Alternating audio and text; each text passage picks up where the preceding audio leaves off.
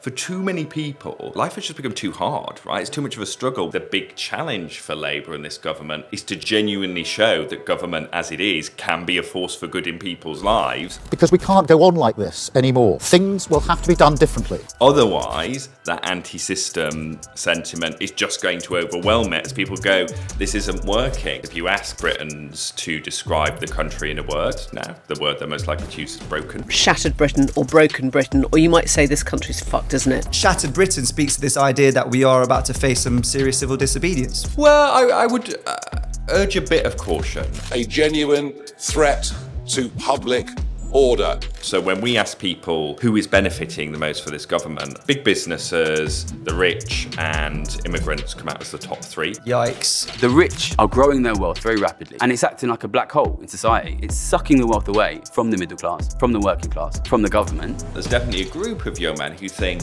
the system no longer works for people like me anymore. I mean, immigration is kind of the subject of the day. There doesn't seem to be a conversation around cohesion. You're entirely right to focus on integration. This issue is driving a wedge between people. It's looking increasingly hard to find a middle ground. When you ask about a whole raft of other policies, workers' rights, renters' rights, the sewage stuff, Great British Energy. Come on, keep listening, keep listening, keep listening. Minimum wage, hugely popular. Do you think that Nige really wants it?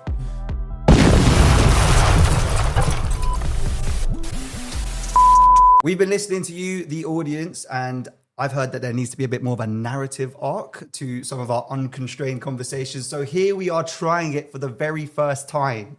Okay, in the first half of this discussion with Luke Tryl, of all people. Big ups, more in common. The #1 pollsters. Are you mad?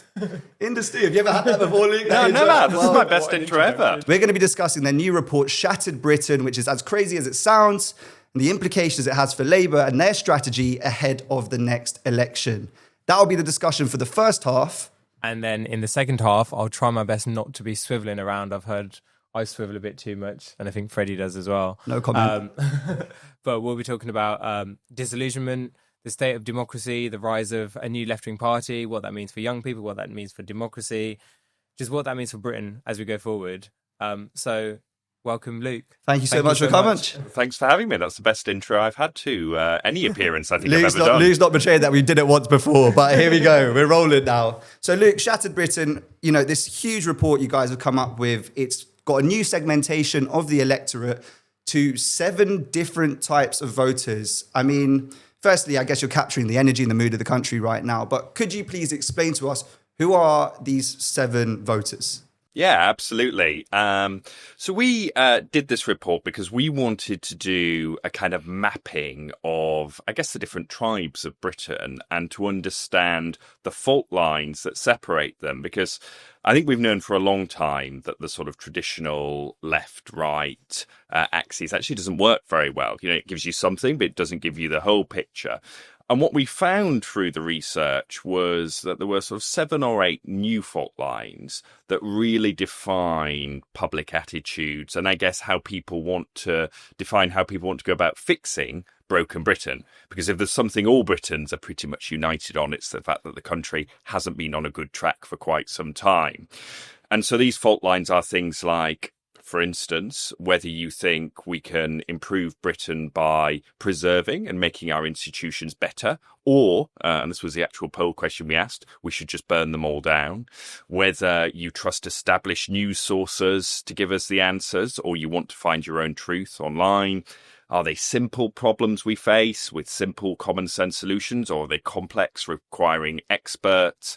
And also questions around, is diversity strengthening the UK or is it weakening it? Is free speech an absolute or do we need to temper it? And so we bring these fault lines together to produce what we call the British 7 segments. And these segments, I'm sure listeners, viewers will have seen segmentations before. What's different about these segments is that rather than being based on demographics or who you vote for, they're based on a series of social psychology questions which get at those fault lines. Right, so like a bit like a personality test. Exactly. Yeah. It's sort of like politics meets Myers-Briggs, but much more scientific. So this is something you should be doing before your first date to be like, oh, you're a progressive activist. Yeah, progressive activist. I'm an incrementalist left. Yeah, you're not going to get on. You know, one of you is going to be too impatient, one of you is going to be too cautious. And that's how we come up with the 7. So who are these 7 voters? If you could do one line on each, that would be brilliant. Okay, so progressive activists, they're the most liberal left of the groups, very passionate, motivated by social justice, want quite radical change. Incrementalist left share a lot of the values of progressive activists, but are much more happier trying to bring about change through our existing system, quite cautious, a little conflict averse, you might say. Established liberals, they're sort of like Cameronite conservatives almost, optimistic, quite socially liberal, also quite economically sort of right-leaning, strong belief in individual agency. We've got a new group who we call skeptical scrollers. This is a group, not swivellers. They have been shaped by the pandemic. They're a group who are quite low trust. They lean younger, get lots of their news online. Typically, you might have called them politically disengaged because they're the least likely to vote, but they're the most likely to share political content online. So they just engage with politics differently. Rooted patriots, this group you might think of as your sort of typical red wall voter, tend to be slightly older, feel overlooked by elites and that their communities have been allowed to decline. Traditional conservatives, probably the easiest one because it does what it says on the tin, economically right-leaning, socially conservative, sceptical of change. Actually, the smallest of the groups, just 8% in that group. And then finally, a group we call the dissenting disruptors. This is a group who are deeply unhappy with the status quo. If rooted patriots feel overlooked by elites, dissenting disruptors feel actively disparaged. They are powering reforms charge. They're much less comfortable with the idea of multicultural Britain.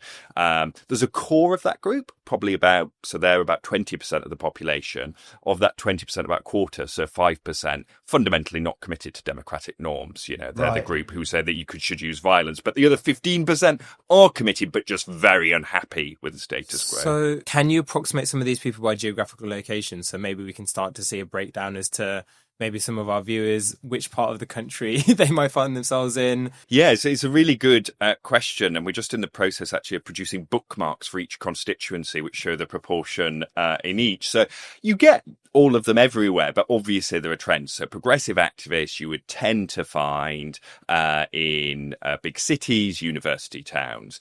The established liberals do map onto what's become known as the blue wall. So if you think Oxfordshire, that's established liberal, central. Groups like the Rooted Patriots, much more coastal. Some of those, former tourist towns that have declined. So those are the type of constituencies which are like bellwethers. They tend to vote exactly. whoever wins. So think of Scarborough and Whitby, which has been long. But now they're bellwethers less so between the Tories and Labour, but it seems more so between Reform and Labour. Would that be a fair assumption? I think that's totally fair. And the interesting thing about the Rooted Patriots is they are a group who only 18% of them went Reform at the last election. So, higher than their average, but less than you might think for a socially conservative group, because they're quite a risk-averse segment. The dissenting disruptors are like, tear it all down. Yeah. Whereas the Rooted Patriots are much more, I want change, but I'm a bit nervous. They're really worried about things like hate speech, for instance. Right. They're now the group where Reform are making big gains because they're going, well, look, Reform might be a risk, but what we've got at the moment isn't working. And so that's fascinating. That's it. Traditional conservatives in the shires, dissenting disruptors you would find particularly in sort of post-industrial towns. Is that the Red Wall, Middle England? Yeah, it's a bit of the Red Wall. Yeah, exactly. Places that have really suffered the impacts of deindustrialization. See, I find it interesting because I grew up in one of those areas. I stood for Parliament in a coastal area against those kind of now Tory swing Reform voters. And I live in London around these progressive activists. And now You've seen every segment. You're like the sort of, what was that fantasy series about the different segments people? Is it Divergent? Yeah. You're Divergent. You are Divergent. So I get it all. But I can see, I find it interesting because I can see how this sense of broken Britain, of shattered Britain is really coming across, because when I go back home, I can see a sense of decline that is in the mood and the atmosphere of people. And then I kind of chart my experience back to 18 months ago, where I could sense that on the doorsteps and why people wanted such radical change in a right-wing way. And then I live in London, and people are so disgruntled by the fact that seemingly a progressive, left-wing, social democratic government isn't doing all the things that they want. So I completely understand how it creates a picture that something is not happening in the country, and there is a general mood against what is currently going on. Oh yeah, absolutely. And the reason that we called it Shattered Britain, which is a pretty stark title. Strong title. We did for three reasons. One, because of that sense of fragmentation. Secondly, because if you ask Britons to describe the country in a word, now the word they're most likely to use is broken. And thirdly, that very British definition of shattered, which is exhausted. Because Britons, and I think that is a big thing which is underplayed. Like for too many people, people we speak to day in day out, life has just become too hard, right? It's too much of a struggle. We spoke to someone in Runcorn the day after the by-election. She was a woman in her late 50s who said, I thought I'd be slowing down now. I'm still doing shift work. And day to day, it feels like I'm not living, I'm just surviving. And she's not alone, right? She, so many of the people we spoke to for that report had that same view. And I think until we can tackle that, until life just feels a bit easier, it's going to be very hard to repair that sense Britain is shattered. I've done a bit of crunching around your numbers. You released these incredible graphs that looked at every segment and then the distribution of which parties are performing well where. And it seemed that Labour's got a new base in some ways, right? Like we were straddling progressive activists, which were once the kind of main base of the party under the Corbyn years, which has now declined, but we're still there. We're still showing up, about a third. We've got these incrementalist lefts who are probably a little less impatient, but do want to see progressive change. We've also got these established liberal types as well, which we're doing really well with. The way I kind of read that was actually the more dominant part of Labour's base are people who are pro-system, not anti-system. But the actual numbers of people who are anti-system now seems to be dwarfing those who are pro-system. I mean, this seems to be quite an interesting calculation for Labour as they look forward. Yeah, I think you've hit the nail on the head. Like the fact that Labour is down in their vote share since the election in all of our segments, apart from the established Liberals, says something quite profound, right? You would not expect that. And it is because, as you say, Labour have become seen as embodying, the system, making change through existing institutions. And I guess what that means is the big challenge for Labour and this government is to genuinely show that government as it is can be a force for good in people's lives. Otherwise, that anti-system sentiment is just going to overwhelm it as people go, this isn't working. And it's kind of like, I don't want to get too deep, but it is kind of ironic that Labour has become seen as like the sort of pro-system establishment party in a way that you just wouldn't have expected before. I mean, it's an interesting pivot, but is there something a bit deeper that's representing about how Labour have tried to prosecute their argument politically? For instance, Labour came in and said, we were going to change some stuff, we're going to tweak some stuff, but it didn't say something about politics being kind of rotten to its core.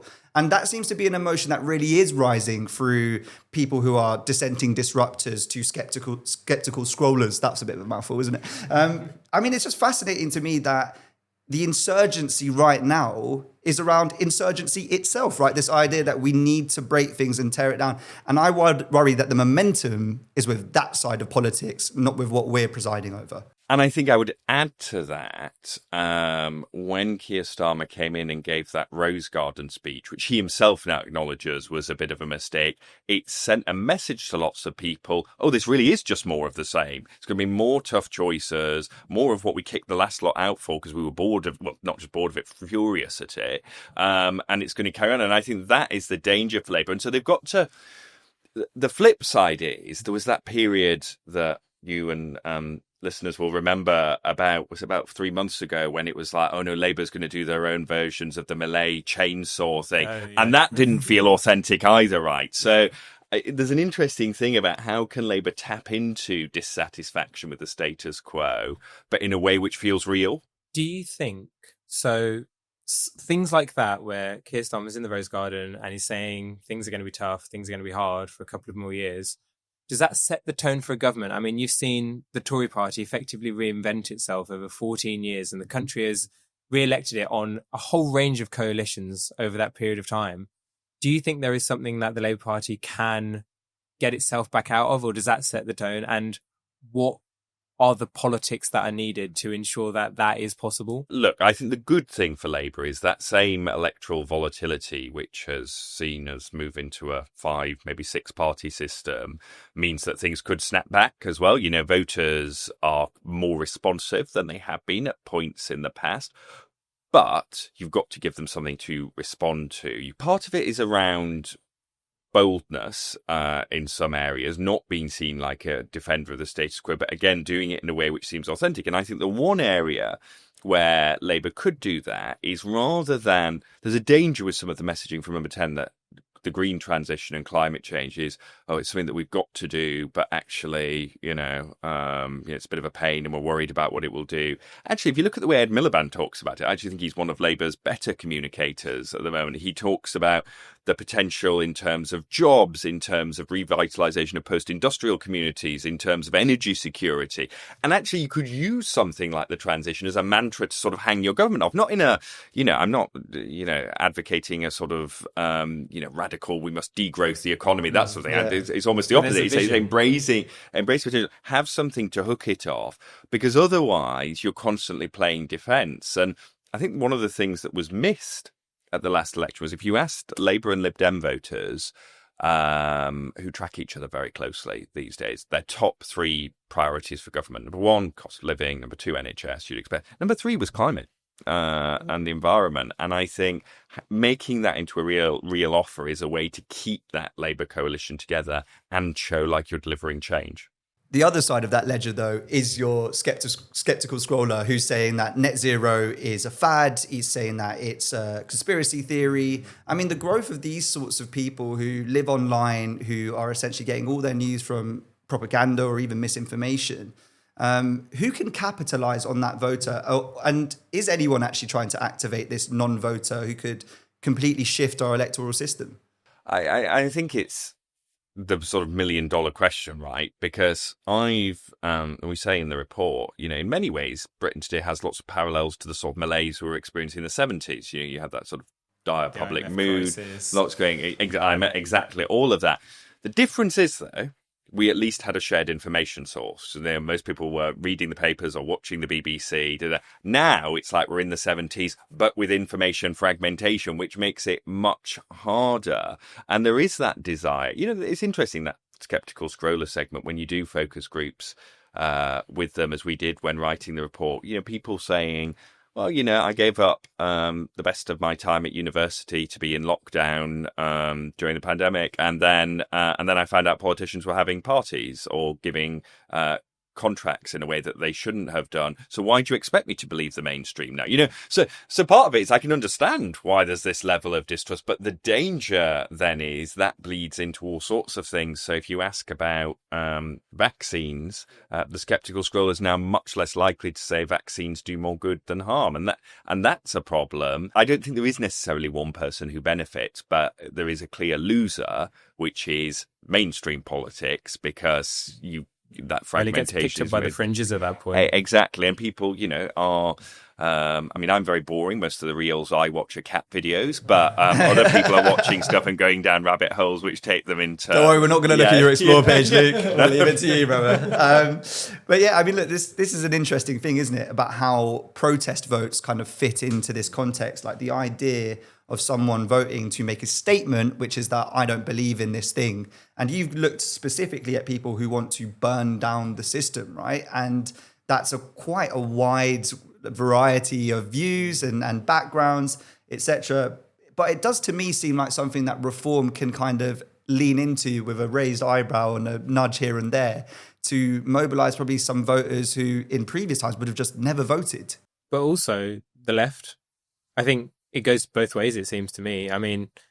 I come across so many disgruntled lefties who want to burn the whole system, as much as there are so many potential reform voters and quite erudite but angry people who also want the system to completely collapse as well. So, look, I think there is no doubt that the unhappiness with the status quo is feeding this burn it all down sentiment. And what you find is people basically think 2016 voted for change with Brexit. 2017, that Corbyn surge, lots of people vote for change. 2019, Red Wall, Boris Johnson, vote for change. 2024, Keir, vote for change. And people go, look, we keep on pressing this Change red button. I sort of imagine it in my head as like one of those red ejector buttons in sci-fi shows. And they keep pressing it and nothing's happening. So clearly it's the wiring and the systems that aren't working rather than just press the button. And when you're in a situation where I think in this week's poll, the More in Common poll had Labour and the Tories on 43% between them. I mean, that's extraordinary, right? Like 2 in 5 for the two big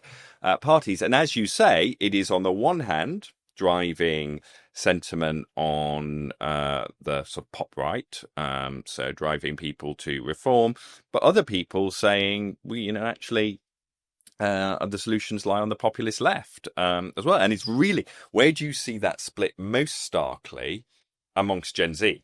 Where if you look at, we often talk about the fact there is a substantial chunk, although they're still more likely to vote Labour, of Gen Z men who have gone to reform, and that gets a lot of focus. There's much less focus on the massive chunk of Gen Z women who have gone to the Greens.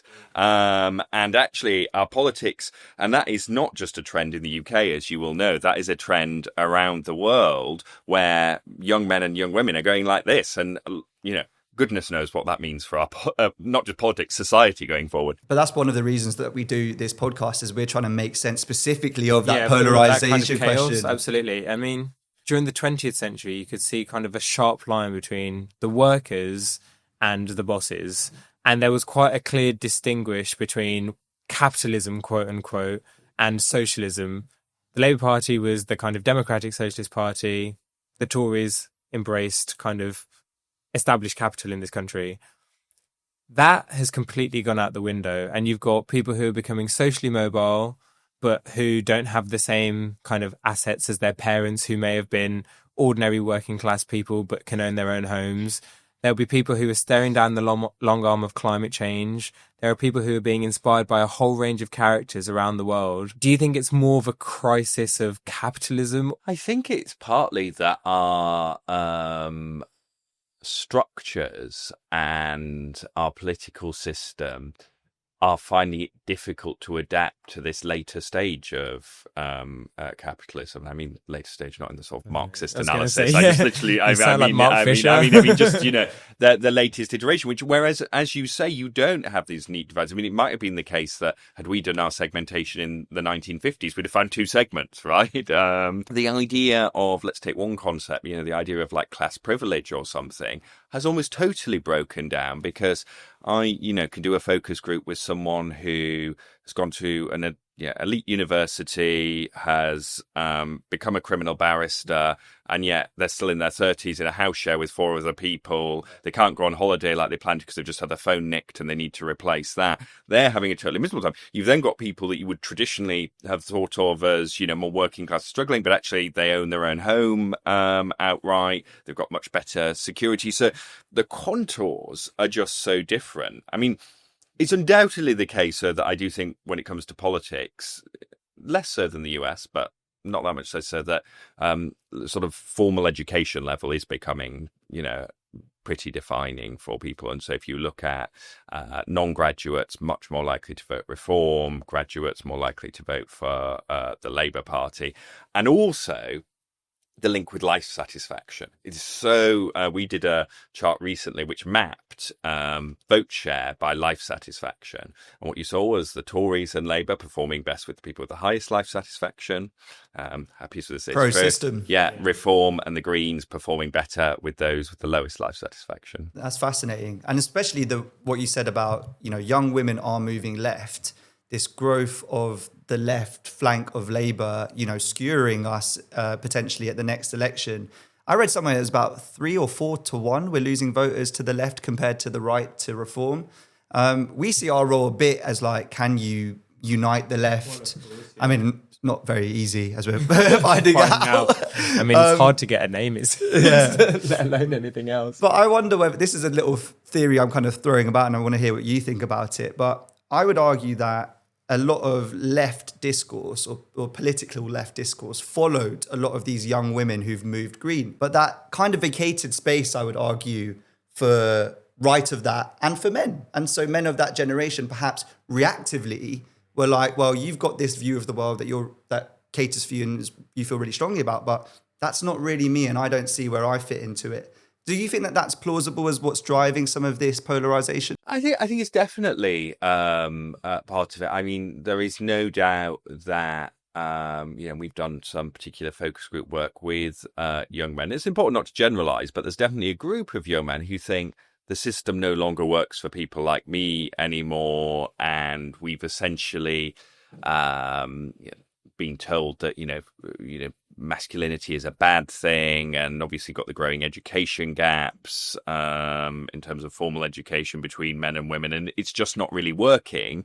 And as we have seen, let's not just look at the UK, let's look at the US, the sort of more populist right is able to offer or seemingly offer an answer to that. So for some it is, a new future. For others it's turning the clock back as well. And, one of the things which I found most worrying in some of our recent poll data was we were asking around Me Too and the Me Too movement, and is it a good thing that there is greater attention paid to violence or assault against women? And most people agree, but there's a substantial chunk of young men who say that the bigger risk now is false allegations against young men rather than real allegations against women, which I find sort of baffling, but clearly something is in there, and that can then be stirred up by parties who want to exploit that, but even beyond parties. And we know actually the role of some influencers in the manosphere are preying on that sort of attitude. And you see how this feeds back into your segmentation around people who distrust the system. So all of those people are conspiracy thinkers. All of them are trying to attack, traditional institutions who have... They want to break it down. Exactly. Who have a monopoly on truth. They don't want people to buy into that stuff. And then they will take advantage of the insecurities that these young men have, which are actually really like economic questions. But I don't want to justify the nonsense of young men not being able to empathize with women. This is a massive problem, and we need to take accountability for it. But it is really striking, I think, that people, some operators politically, see that as an opportunity. Absolutely. And how we combat that, I think, is like a really important open question for how you build like a political movement around that sort of stuff. Yeah, I mean, it goes back to what we were saying. I think some of these things are as much sociological as they are economic or political or ideological. In a case of shattered Britain, what are the pieces that we need to kind of pick up and put back together? Is it having these challenging conversations, which they're absolutely essential? And look, and I think there are multiple levels on it. I think mixing and connection is clearly hugely important, and creating opportunities for that in a world where, I often talk about not far from where you grew up in Dudley, I did a focus group with, and there was a crane driver who was called Clive, who said before the pandemic, we all used to have lunch together on the construction site. Since then, we all eat in our cars. And then everyone in the focus group piped up with a story about how they'd retreated inwards. And of course, when you're doing that, it means that, you're not mixing with other people, you're not getting to understand other people. But also, I think there's a deeper thing. And this is, I want to do more research on this, so it's just a theory at the moment. But part of what I think is leading to this rise in conspiracy thinking is previously you might have had, let's take a more benign one, that the moon landings were faked. You go to the pub, you say that, and your mates will, come off it. It's nonsense. Now, of course, you don't do that. You go and find the Twitter feed or the reel, or what I'm getting all the words wrong, but whatever it is, the influencer who believes it, and then your algorithm pumps more into it. And so rather than socialization acting as a disruptor for conspiracy thinking, it's actively reinforcing it as well. So I think that is a huge part. But I also think, look, for me, one of the central tests is about agency, right? People want to feel in control of their lives. It's why Take Back Control, whatever you think of Brexit, was a genius slogan. And at the moment, they don't think they're in control because, they're like, what on earth is the next energy bill going to be? What's the next one? They don't think the government's in control. They're thinking, they can't get me a GP appointment. They keep promising to stop the boats. They don't. And then internationally, you've got what is that madman, well, either in the Kremlin or in the White House going to do next, is what people will say in focus groups. So you've got that level of lack of control. So I think finding ways to give people back control is going to be so important. And my fear is not to be too much of a doom monger. I swear, I'm sure I just go on these things and depress people these days. I'm trying not to, but my fear is that AI is going to accelerate that lack of agency and control. And I think we need to be doing more thinking now, which we didn't do in the last technological industrial revolution with deindustrialization and globalization, about how we handle this and give people agency. We need to be doing that with AI. I completely agree in terms of that agency point and control. But then what voters see of politics is increasing fragmentation, right? So that agency question about the people in charge kind of goes out the window, and it reinforces that sense of doubt.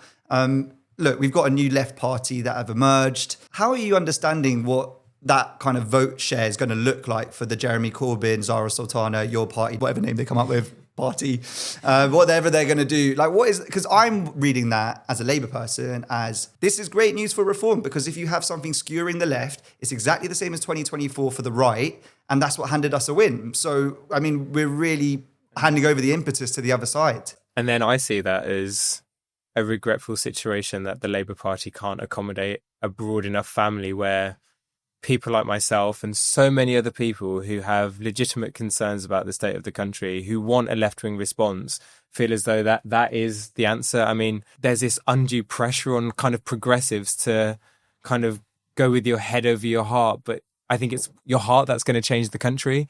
So I just find it really regretful that the Labour Party hasn't found a big enough kind of tent to accommodate what the left is. Well, yeah, I mean, parties that look split rarely do well. And if you look back over to go back to the segment, the parties that have won are the parties that have won 4 or 5 of them, right? Like, you need that type of coalition. You need to accommodate, and it's the same lesson for the Conservatives as well, that, they need to win back some reform voters, but they also need to win back voters they lost to Labour and the Liberal Democrats if they're to have a chance. And there's a tendency to focus on one wing or the other. In terms of how the Corbyn party might perform, we did some hypothetical polling on this about a month ago, and, caveat, hypothetical polling, Anna Soubry might be Prime Minister of a Change UK led thing. It has its limits, but it gives us an idea of the starting point. So we found that it would take 10% of the vote in that of Labour's vote. No, 10% of the vote overall. So 10% overall. Of that, around 3 points came from Labour.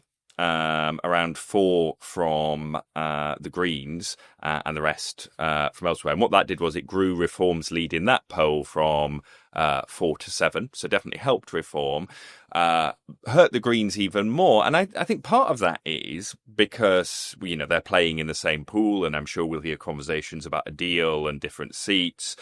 But also, I've had people say, I'm surprised it only takes 3 points off Labour.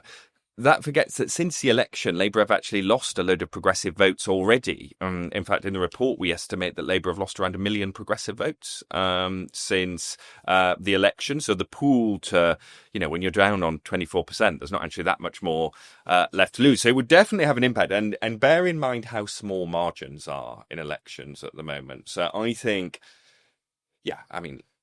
it's not for me to give strategic advice to anyone, but, I think building a big tent is the way for political parties to succeed. And I guess I sometimes wonder if there is, to your head and heart point, whether there is too much riding on in Labour strategy circles. The next election is going to be a choice between PM Starmer or whoever's leading the Labour Party and PM Farage, and the left will have to sort of suck it up and come back. But that only works so many times. We've seen in other countries where it hasn't worked. France is a good example of that, right? And then, even if we did win, then how do you unite that front to do a whole nother parliament, right? So this is why we're thinking you've got to figure out this big tent problem. We need to restructure our ideological mission probably and bring some heart back into it to then unify and make people think, all right, that what's happened has happened, but how do we look forward in the right way? I mean, spare a thought for Zach Polansky, man. Like, he must be feeling gutted. You come in on this thing about being a left populist. I think it makes loads of sense. It's the right time. And then you get overshadowed by, I guess, the old progenitor and then this kind of new face of it.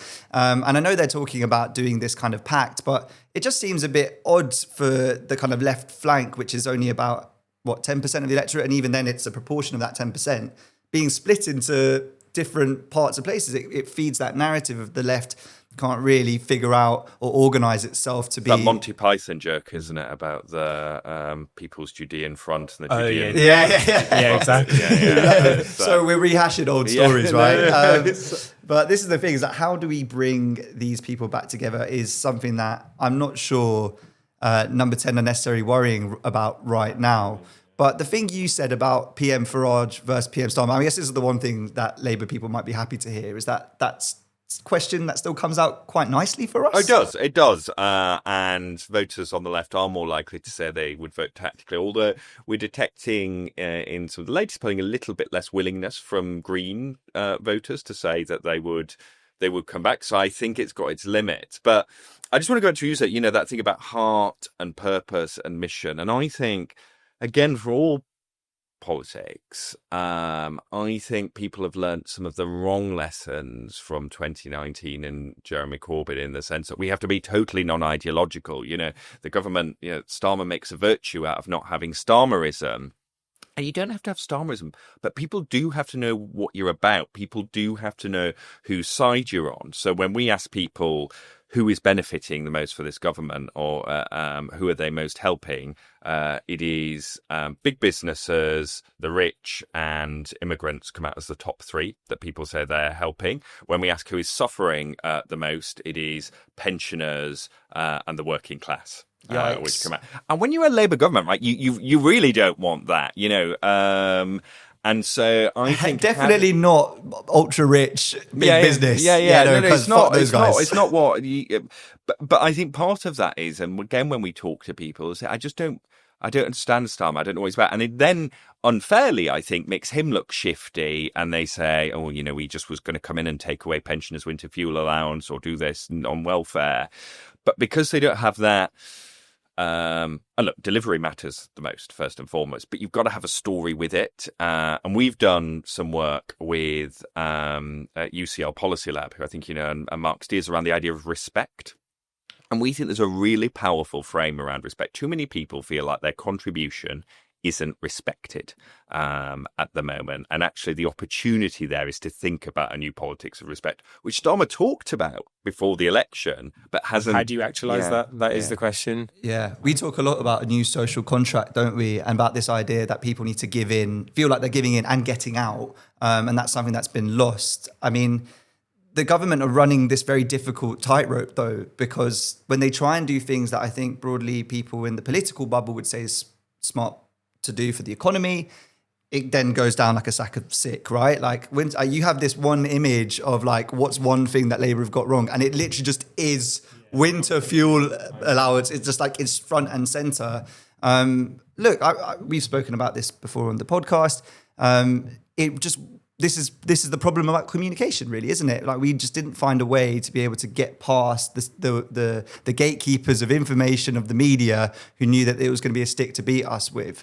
But there's also a bit of a problem on the public's perspective about, like, how do you let government do these things that everyone else is basically saying kind of needs to happen? Yeah, and I think, look, I think politicians have to take the blame there as well. So when you ask the public, how, what would you like, higher or lower taxes, more or less public spending. They want both low taxes and higher public spending.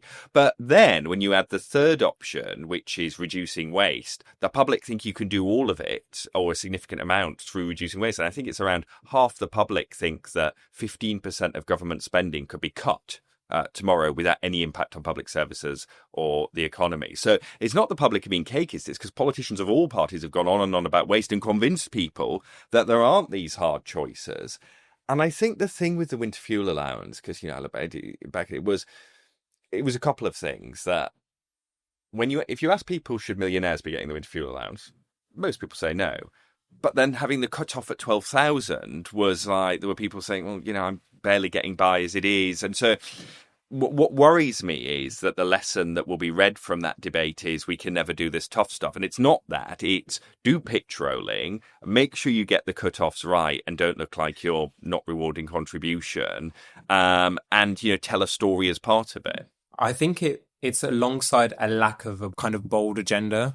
I mean, for me, what the Labour government could have started with doing is unpicking all of the kind of Tory bits of legislation or all of the kind of infrastructure that has, I think, dogged this country over the last 40 years around, I mean, I go on about it a lot, but things around like the Bank of England and the OBR, the ECHR, the Supreme Court of Justice, all of these kind of fundamental questions that add just a level of bureaucracy into people's lives. So it just makes it so much more difficult to hold accountable the people in office.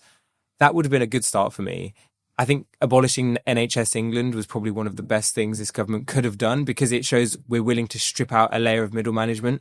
That could have been taken across the board and people would have had a sense that politicians have control of this country, so they're not just responding. It feels as though, I don't know, does this come across in your focus groups where the government is largely responding to the day's events rather than dictating what is going on? It's that control point entirely, right? The government's not in control. It's told what to do by NHS England or whichever other institution. I think you're absolutely right that getting the state working again requires thinking about rewiring, well, not just rewiring, tearing it all out, putting it back in much more radically. But it's interesting. I think it would be quite rare for me to come on a podcast with a sort of left-wing bent and people would be talking about the Supreme Court or the European Court of Human Rights, because people go, well, they need to go. You're just playing into the hands of populists. But you know what I mean? I mean, there's the sort of the discussions and guardrails about like how politicians take back control, again, is one of the most fundamental, I think, debates. But I would also say, and this I do think is, I feel slightly sorry for the government for, is when you ask about a whole raft of other policies, so workers' rights, renters' rights, the sewage stuff, Great British Energy. Come on, keep listening. Keep listening. I mean, I could, minimum wage. Yeah. Hugely popular, but they have been drowned out by what I sort of call the quadrant of doom policies, which is winter fuel, disability benefits, national insurance on small business, and the prisoner releases as well. And like in the latter case, like the government had very limited room for manoeuvre. They inherited a legacy, but they have just had much more than this sort of, the stuff Angela Rayner, Steve Reed, Ed Miliband's doing actually is popular. And so how do you make more of that? And so it's retail, right? Yeah, spot on. We have to communicate our wins properly. People need to know. So I think that's a good way to wrap up this first section of the discussion. We'll be back after a break.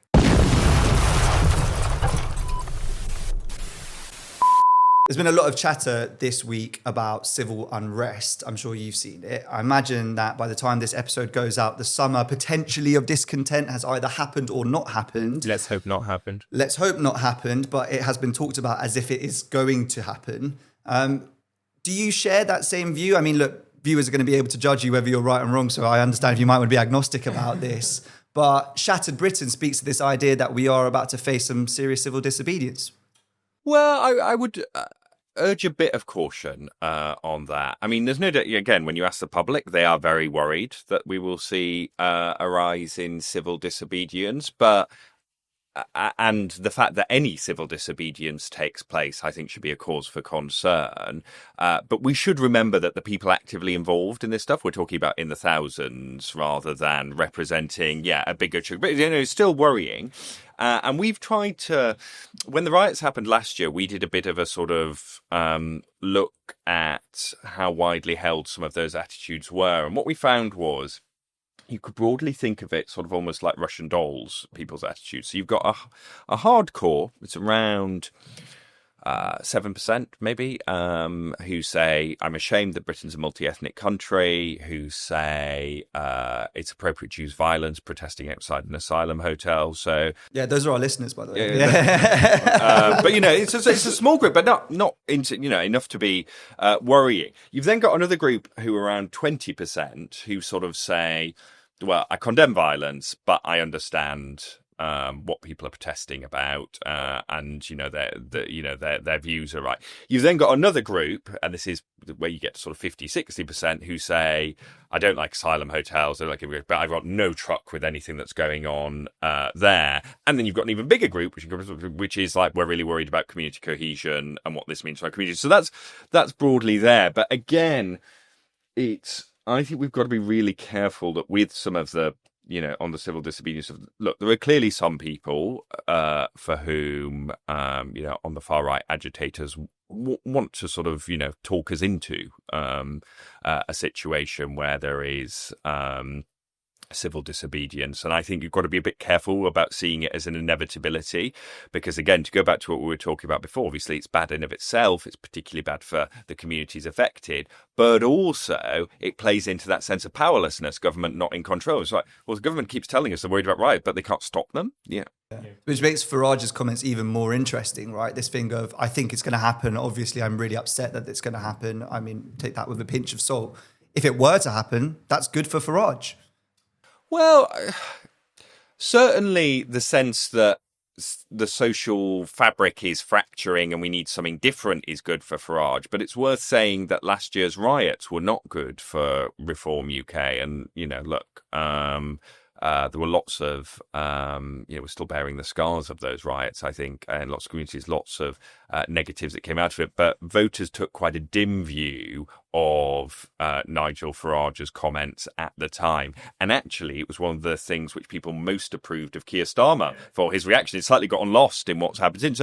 So I wouldn't necessarily say that it is a benefit for Farage. I think it is those people who aren't in politics, to Farage's right, the sort of far right of politics, who are particularly trying to sort of capitalise on this. But it is a difficult situation. Look, I think we can have no problem in saying that you could be someone who thinks Britain does have a responsibility to protect the vulnerable and provide refuge to those genuinely in need, and to say the asylum hotels policy has been a disaster for community cohesion. And I think, lots of people can hold both of those views. And I guess we've had a conversation about this quite a lot around integration, community cohesion, which seems to be, immigration is kind of the subject of the day. It's the kind of never-ending conversation that politicians, journalists always want to talk about.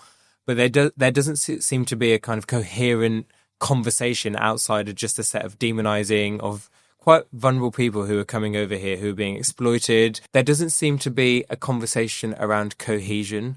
Immigration is one of the bigger dividing lines now in our politics. Not necessarily in a sort of more or less immigration. I actually think, most groups, apart from the progressive activists now, think that the levels of immigration, I think most people would accept that 1 million people was too high the Boris wave in the last government. But I think you're entirely right to focus on that integration piece, and it is something the British public place a real premium on. It's around 7 in 10 say we need to do more on integration.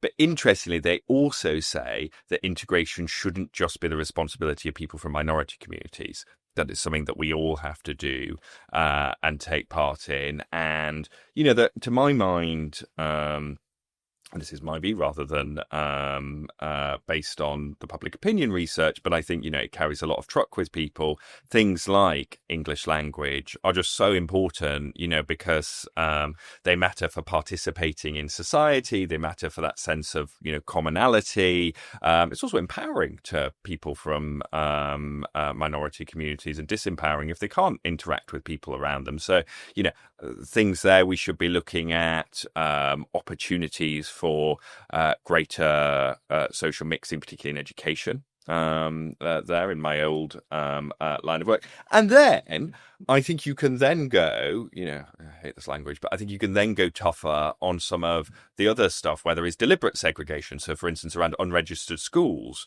where children are not being, taught a broad and balanced curriculum and often are getting a purely religious education. You can go to that, but you've got to have something on the other side, which is we are going to make it easier for people to integrate and mix with one another. Absolutely. And I think I take umbrage a little bit with that idea that it doesn't fall on anyone. It's all our responsibility. And as an ethnic minority person, like two of us, we both are like, if no one else is going to do it, then why are we going to sit on our asses? Like, we need to fix this social integration problem. We are two examples right here that social integration works, that it can work, right? We're British people. It's not about being white. It's not the only way to describe Britishness, as much as the populist right and that certain commentators online want to frame it as such, right? We believe in a united Britain. And unless we start to do something about that, we will get something much more demagoguery, like so much more worrying and so much more distasteful. We have to do something. Oh, totally. And there has been, I think, an assumption for a long time that social cohesion is just either this thing that happens, or what it means is, getting people together to sort of sing Kumbaya and, or it's, engaging, it happens at the level of, we'll do a round table with community leaders. Yeah, so patronising. Yeah. It's so patronising. And it also, it doesn't, like, fundamentally, it doesn't build the stronger social fabric we need. And I think one of the great sadnesses and cautionary points, now obviously, like, what is happening in Gaza at the moment is just appalling and distressing, but let's also look at the impact that October the 7th and beyond has had on community relations at home. Actually, some of the relations we thought were much stronger have frayed quite quickly, and I think that should be a warning that we need to be resilient here at home as well. Yeah, it's right that you bring up Gaza. It's something that I think, as two people who still support the Labour Party, find really, really hard. Harrowing. Like, where do we go when you can see on this international scale this huge disorder that leads to innocent people losing their lives? I mean, the Daily Express came out. Killing. Do you know what I mean? It's it just shows you that strategic killing of innocent people, as far as I'm concerned, and it's been going on for so long. And foreign policy seems now to be a bit of a driver in domestic politics. I mean, we can see that around particular communities, kind of Hindus and Muslims in some parts of the country. How, again, could that play out at the next election? It's interesting that we have done a lot of work speaking to particularly Muslim voters in areas that voted for the so-called Gaza independence. And one of the things which I've taken away from those conversations is that Gaza has acted as the trigger for that rift and that split from the Labour Party. But it's not by no means the sole cause. And I've actually made the comparison that actually it feels similar to how Brexit felt for Red Wall voters. It was that moment when people thought, I'm being taken for granted by Labour and I'm going to go elsewhere. And even when Brexit is done, people didn't move back. Similar Gaza for lots of Muslim voters who say Labour's taken me for granted. They haven't invested in my community. Tokenising. Almost exactly the same conversations I would hear in the Red Wall out here in inner city. And there's just this thread there. So you've got that, that element which Labour, if they want to be re-elected, will have to address. You've then, as you say, got the impact of other international conflicts playing out. So Leicester, which was, at one point held up as an example of multiculturalism working, the tension there between Muslim and Hindu residents of the city. And then you've got it playing out in politics there with Hindu voters swinging much more to the Conservatives. Leicester East, the only Conservative gain. Admittedly, there was a split vote there, but Bob Blackman in Harrow East increased his majority. Had the second, is now the second safest Tory seat in the country or something. I think there's something really interesting about saying that Muslim communities were speaking the same language as these Red Wall Brexit voters who are probably looking at voting for reform now. And that, to me, speaks to a political economy problem, right? There's something more broad about the way our society is set up, that you have people in often urban or even deindustrialized communities who have basically been forgotten about, essentially describing the same issue of politics does not work for me. And they know that because their material life has not improved at all over the last 15, 20 years, which makes me think that actually the fragmentation we're seeing within our systems now, with the number of political parties, the number of different voters, that is representative of a system that just doesn't work anymore. And maybe there is something on the side of the insurgents when they're saying that we need to not necessarily burn down, but really need to reform these institutions. I mean, what historically do we have to go off, in terms of the electorate being split into 7 different things with actually about 7 different parties now as well? Yeah, well, it's difficult to think of a similar parallel. I mean, I guess the last time that you had an emergent party. I mean, obviously in the 80s you had the Alliance, and at some point they were at 50% in the polls, and then they dropped back. And we shouldn't write off the idea that maybe come 2029 we're talking about a straight Tory Labour race again. Could be. Obviously in the 20s you had a Labour replacing the Liberals, and that was a time of transition there as well, so you've definitely got that. But the truth is, if you look at our politics today, look at one of our look at our latest poll which came out, which was, I think, Reform 29 maybe, Labour 22, Tories 20, Lib Dems 15. Take out the party names and the country and show that to someone 5 years ago, and they'll be like, oh, this is a poll from Germany, or this is a poll from a European country with PR. And we are beginning to look much more like that type of system than... And First Past the Post cannot cope. It just cannot cope with this many parties, and you are going to see, in our latest MRP, which is a way of projecting individual seats, we had 100 seats that would be won on under 30% of the vote. That's crazy. But this time the mayor of the West of England elected with 25% of the vote. That is... I mean, even still, 33% of a 60% turnout for the last government to wield so much power is still, to me, emblematic of something starting to go wrong, that so few people voted for a government and we've got as many seats as we have. And that's not a statement on the party, that's a statement on the system, that it's already starting to creak. And so I think once we get to that point where now with 5, 6, even 7 possible parties at the next election, everything is all to play for, surely. And so that naturally then means that political parties have to make the case to particular demographics of people in order to get the 100, 200, 300 votes to tip them into the House of Commons, surely. Yeah, I mean, that is the big question: is how does the level of fragmentation play out when it comes to individual seats at the moment? And as I say, it means at the moment, what held Reform back at the last election was the fact that they got 15% more than the Liberal Democrats, but it was so spread out. Once you reach a certain point, that really benefits you as well. But I think it is difficult to see if we end up with, there is a world in which, so we talked about 33%, 60%, the winning margin might be even lower next time, at which point people start to say that this system isn't working. And I think it's held Labour back this time because what it has meant is, look, I think the public broadly got the outcome they wanted at the last election. But what it meant was them coming in with such a low vote share was they didn't have the normal political capital that a new government has to play with to lose. It meant they came in and, 2/3 of the country's against you. Well, sorry, 2/3 of voters, are against you. Amongst the public as a whole, it's probably even more. Yeah, and then it makes you think, right, because Reform were pro-proportional representation, and now probably licking their lips at the current MRPs and thinking, let's stick to this first part. Let's see if that stays. Yeah. I mean, it's interesting, isn't it, about how much democratic reform could play a part in this. And this is something that you hear like Rory Stewart and Alistair Campbell talk about a lot.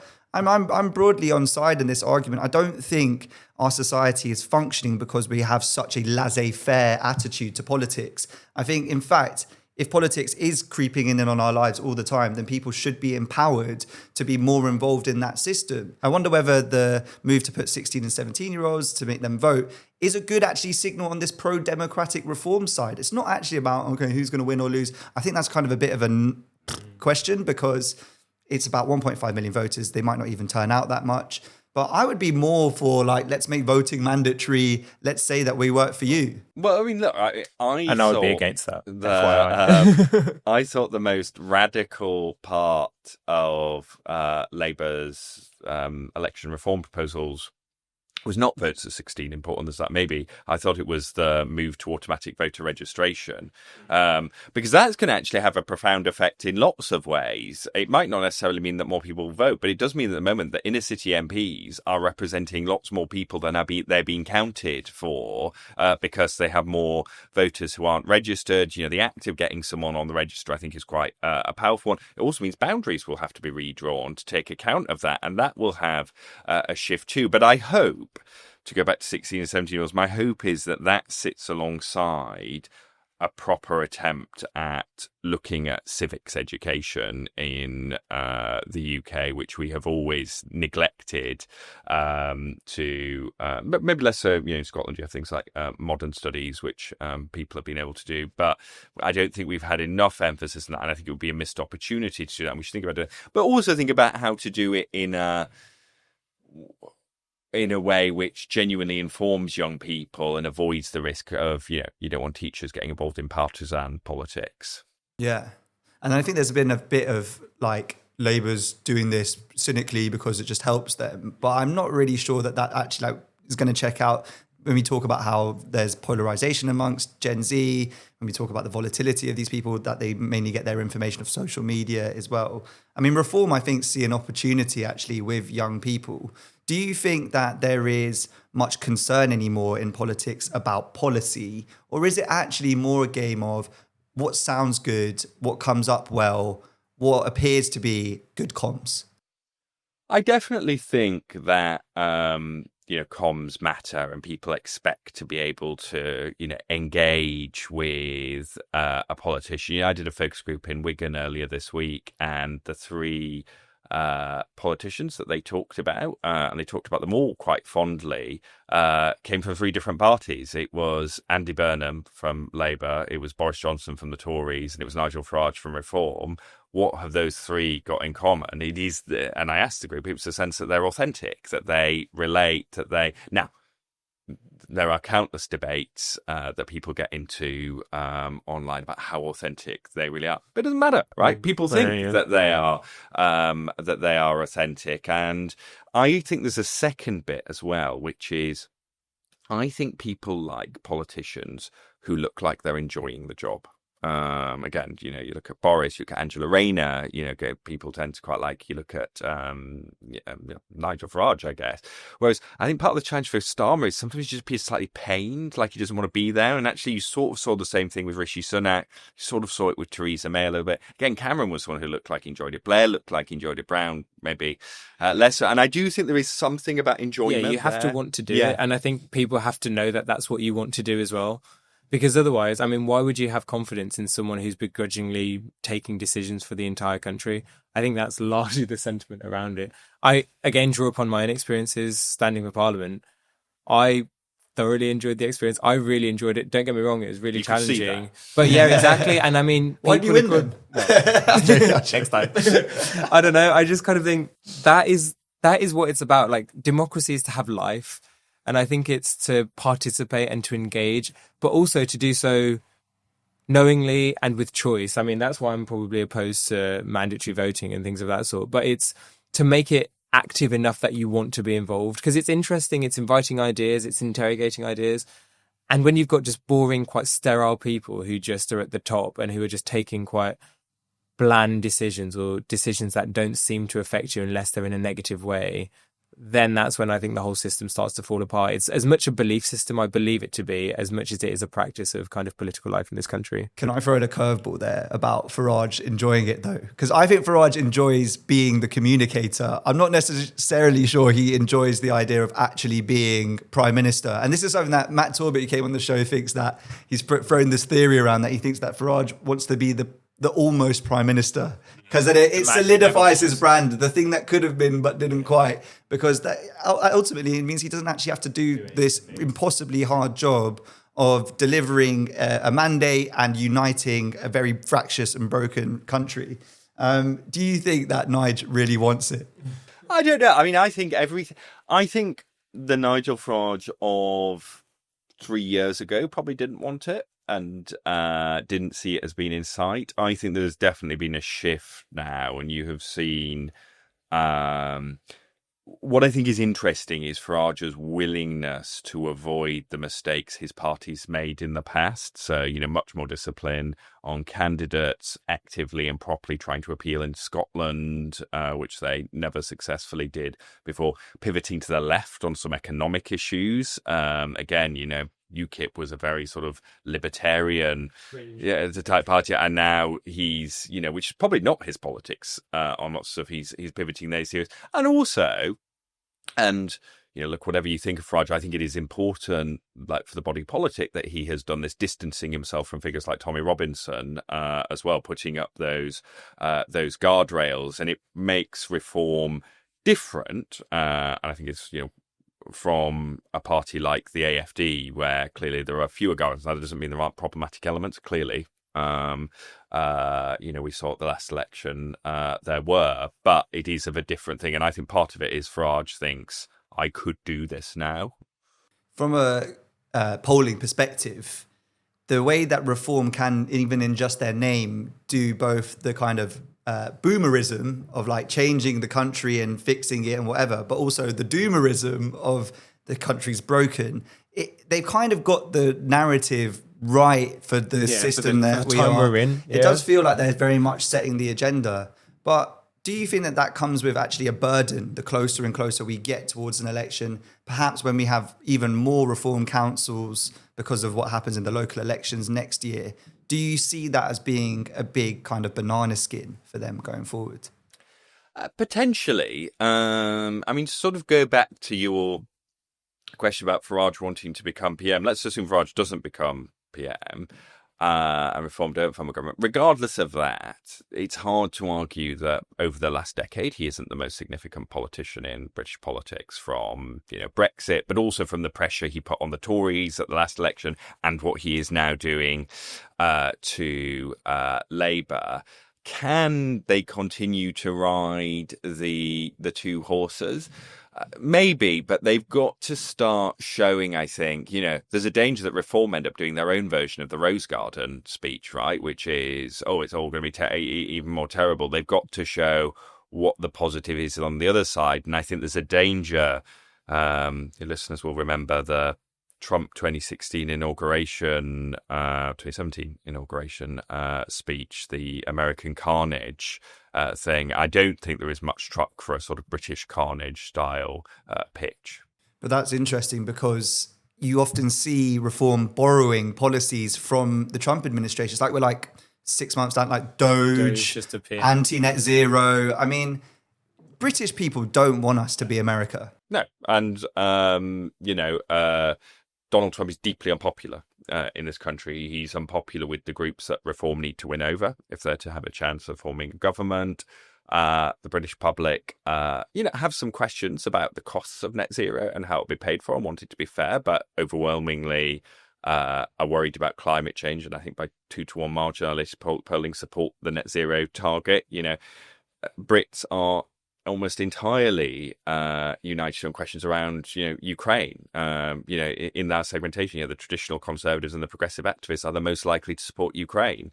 That spans right and left. So there are real weaknesses, and we did some work a couple of months ago, which we called Farage's MAGA Mirage, which is, there's lots of rhyming or alliteration in that, but the idea that Trump is a boon for him is absolutely not. And we have seen in 2 elections, particularly Canada, where, if you'd asked me this time last year, I would have said there is no way that the remarkable, isn't it, when you look at the graph? Canadian Liberals are going to go. Maybe I wouldn't have said no way because I don't do predictions like that, but I'd say it was very unlikely.